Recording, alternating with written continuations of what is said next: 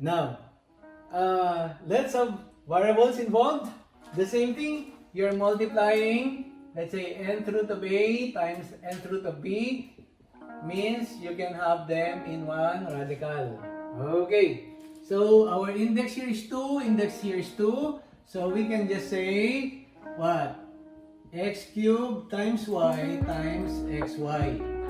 Now, from the laws of exponents you have earlier learned, here x cubed and x will now be x to the fourth. Y and y will be y squared. And fortunately enough, x to the fourth is a perfect square, y squared is a perfect square. So, I can now take the square root and I will get x squared of y. That's number 1. What about number 2? We have index is 3, so I can multiply them both, and then I can have 4x z cubed times 2x to the 5th y to the 7. Okay, I will group all the constants together. 4 times 2, that's an 8. X and x to the 5th will give me x to the 6. Z cubed and z cubed is just a z cubed.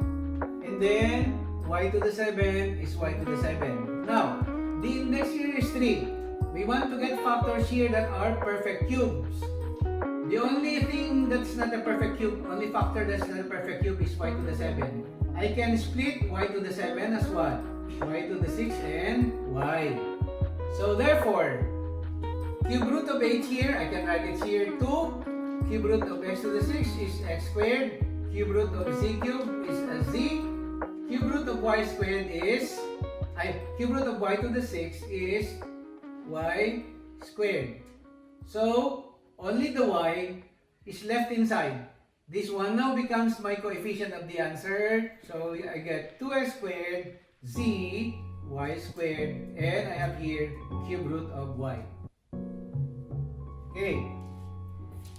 For number 3, notice that it might not be good if we multiply 15 and 10 to get 150.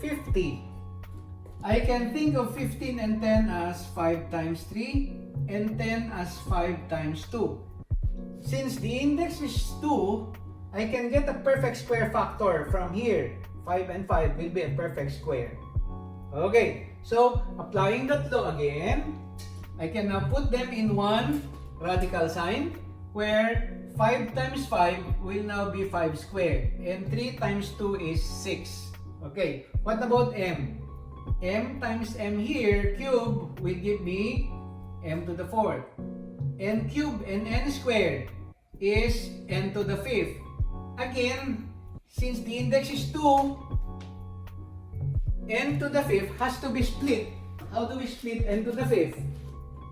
One exponent should be divisible by 2, so n to the 4th times n. So 4 plus 1 is 5.